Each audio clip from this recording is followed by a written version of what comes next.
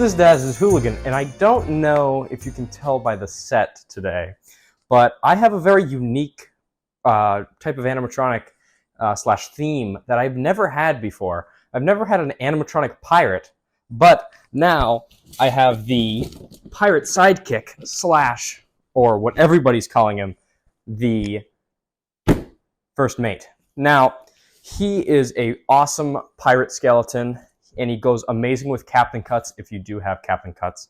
But I unfortunately do not have Captain Cuts yet, but I will be getting him when he comes back in stock next, hopefully, if he doesn't sell out too fast. But something strange I noticed about this compared to Captain Cuts is the first mate has just a shipping box, where the Captain Cuts has an internal box that is purple and it has his decal on it. And but these are just the shipping boxes. Don't know why SVI has the two different types, but I've seen a lot of variation between having a art box within a shipping box or just a shipping box. But without further ado, let's unbox and set up First Mate. Now here's pretty much everything except for the base, which is on the floor. But we have, I'll start from probably the coolest part of him, or the few coolest parts of him. First off, here's the chest. Now, when I first saw him, like online, I thought it might be a kind of like a fabric chest, like you see in some Spirit props or Morris props. But it's actually a very thick plastic chest, and with a gigantic metal bracket on the bottom to hold him up. But it's a really cool, very good quality chest, and the paint job is fairly good as well. And then I'll go on to his head right here. Now this is his head. The only downside about him is his neck is latex and not vinyl or any of those other materials. But it's such a small part on him that I don't think it will matter too much, especially when you don't really see his neck too much when he's fully set up, but you do see it a little bit. And then here's his boot right here. It's a gigantic boot, and it's really nice and thick. It's not like those little crappy clown shoes you'll get from a lot of retailers. And it's a very thick plastic. I think it's actually thicker than the chest plastic, which is saying something. And then here's his peg leg. It's an awesome peg leg. This is actually one of the best pirate skeletons that I've seen. We haven't had a really good one in almost a decade. And I've seen a few, I think 1 or 2 videos of him actually being set up, and each one said a similar thing, and I'm really glad we have such a cool pirate skeleton like him. Here's his hip loop, and hip bracket. And then here is his control box and shoulder piece, and you can see his arm mechanism right there.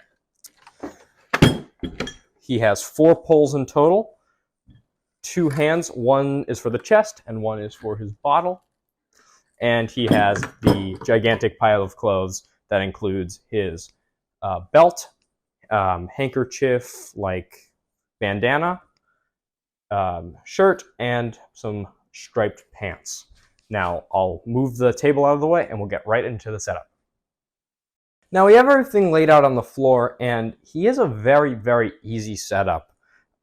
I'm surprised because, you know, the way he looks, he kind of looks difficult to set up because he's a skeleton. A lot of skeletons, they have some weird parts to them, but this one surprisingly does not, and I'm very happy for that. So let's get right into setting it up.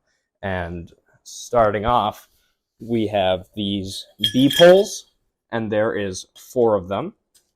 And you just snap them right on, and just like that, and then like this. And before you put on any of the foam, we have to put on the shoes. So if you look at the base, you'll notice that there is a hook right here to hold the shoe on. So with the peg leg, you want to go onto the opposite one of that.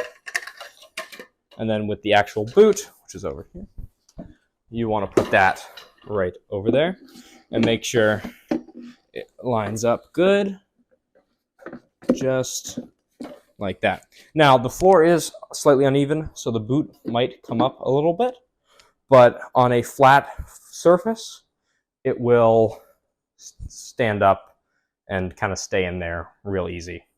Now, right after you put on the boot and peg leg, you want to put on the leg foam, and it's up to you, but you can put it inside, but I like to put it right there so you still have access to both snap locks, just like so. And next is the pants, which are in this pile of clothes right here, right in the bottom. Now, these are surprisingly short pants.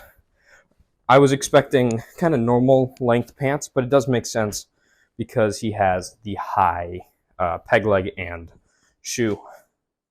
So I always see, and then you just go right over this little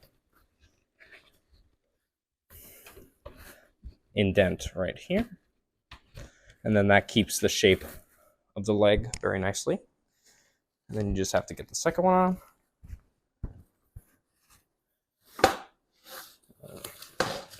And it might push down, so you just want to kind of feed it back up. Just like that.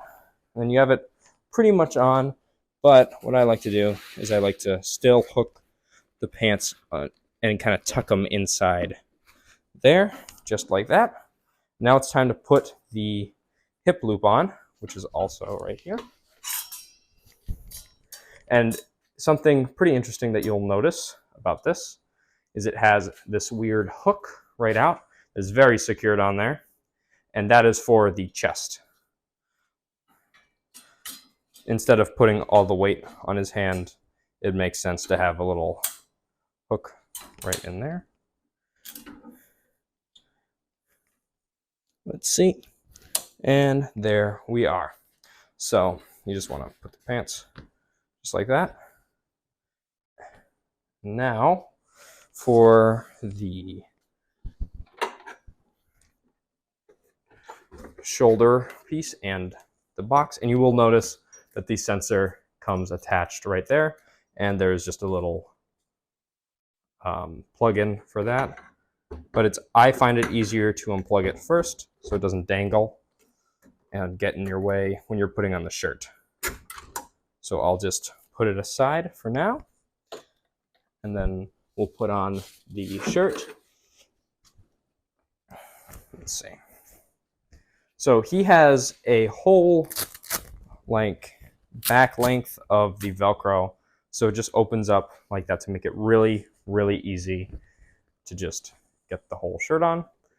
But before you get the shirt on completely, you want to get the arms on because it will make it the easiest way. And also, you can kind of make it so these, you don't have to feed it all the way through. You can kind of feed it to the back, and it makes it so it's a little less painful to get the arms on. Let's see. So there are two different types of arms. One is a bend, like that's, but it's a pretty deep bend right there, and then we have a more laxed, nicer bend. And then this one's for the chest, and the other one is for the bottle. Now you can just feed it right on through. Let's see. Just like that. And it will put up a little bit of a struggle because of the material of the clothing, but you can just hook it on real nice right there.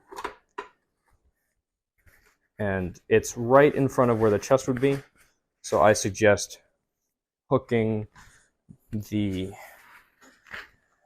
thing right through so you can easily put the chest on, and that will be the step after you put on the other arm and hand. So you can see that the chest goes here and the hand supports underneath as well. So with the other arm, we just go right through the back right here. And then you can put that right here.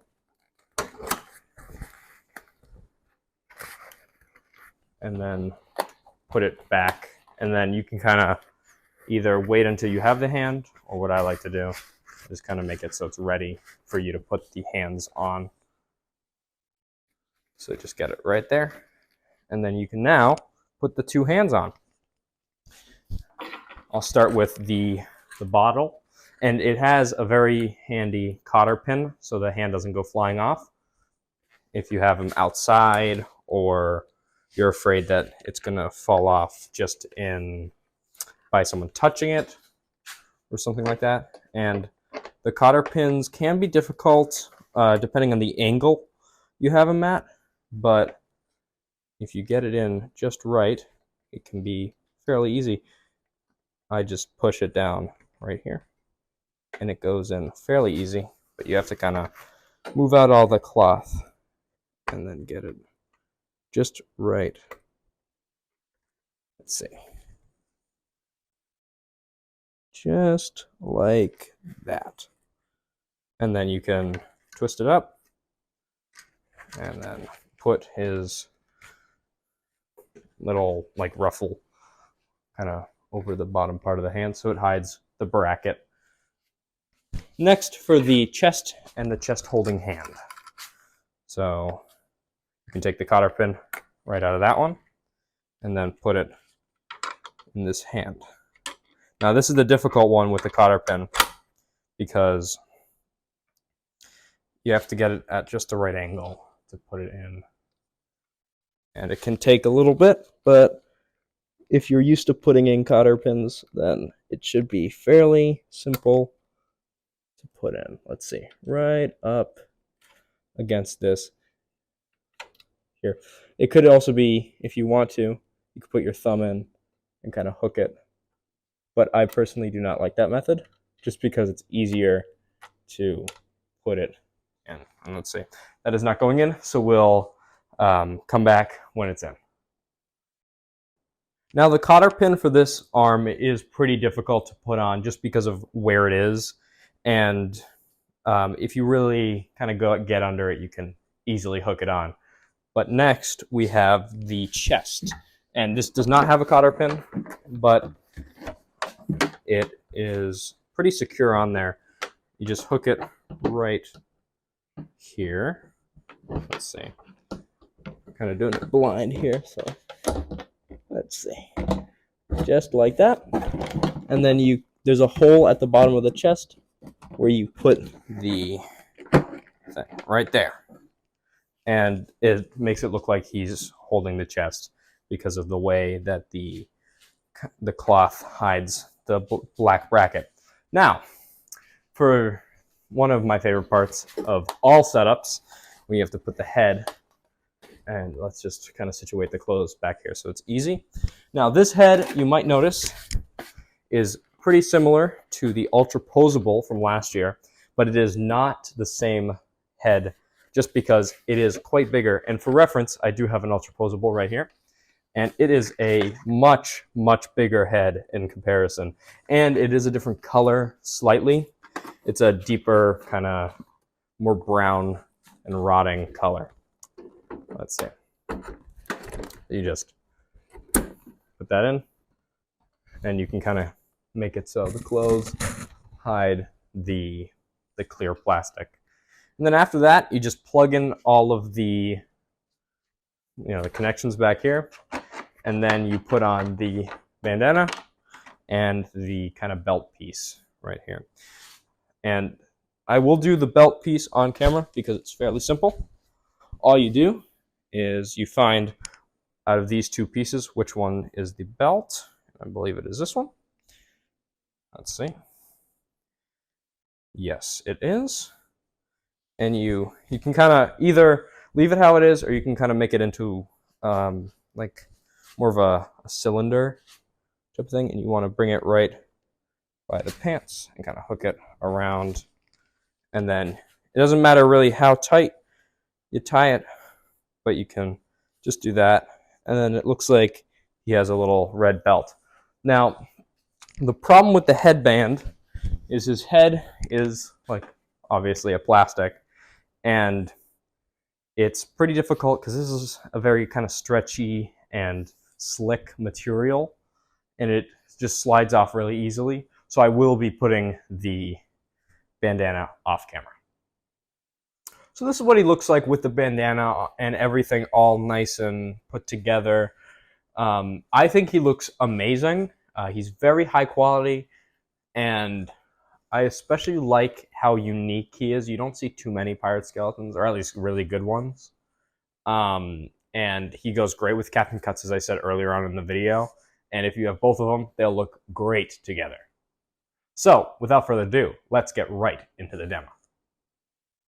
Ahoy, matey! These old bones have been on many a perilous adventure and stolen many treasures with the captain.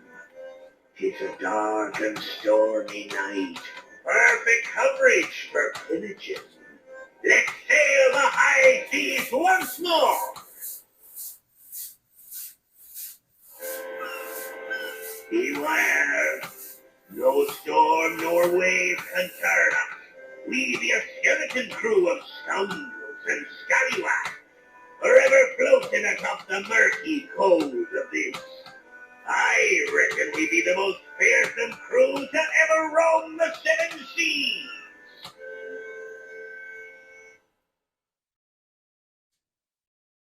You there, buccaneers! You dare to gaze upon the golden spoils of our latest plunder? I'll cut ye down for that. I will hear. The siren's call be tempted, but it leads to a watery doom.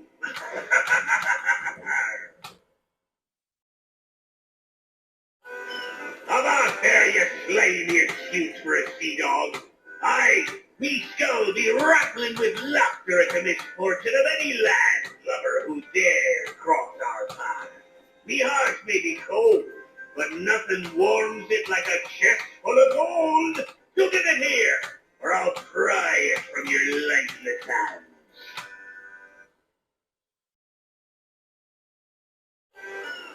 Ahoy, Captain!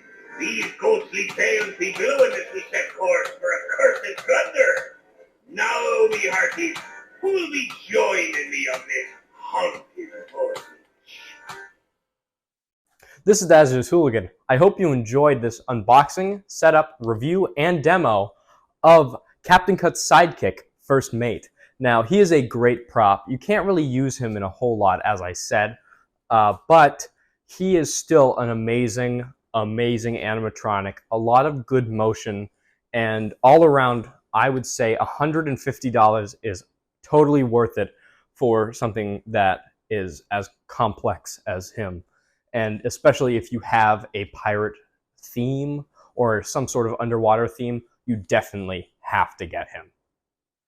I really hope you enjoyed this video. If you did, please like, subscribe if you already haven't, and comment, because I would love to hear what you guys' opinion is on him. And let me know, what do you think is better, Home Depot or Spirit this year? Because it's kind of a tight competition, but I think Home Depot is definitely winning. Thank you very much for watching, and I'll see you in the next video.